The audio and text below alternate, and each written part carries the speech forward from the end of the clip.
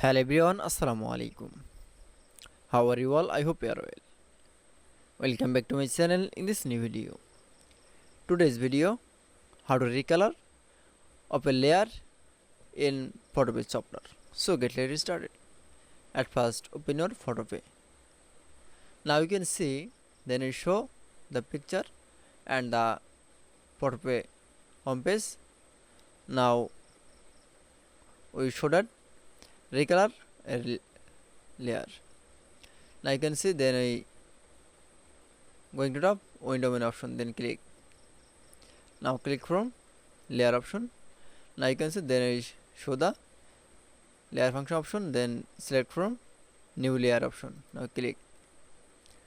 Now going to the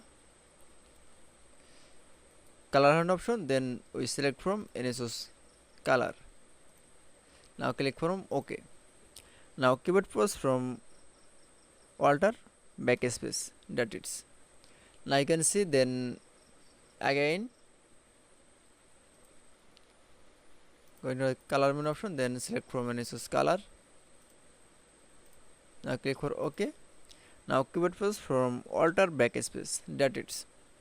Now you can see recolor a layer in Photopea software is very easily.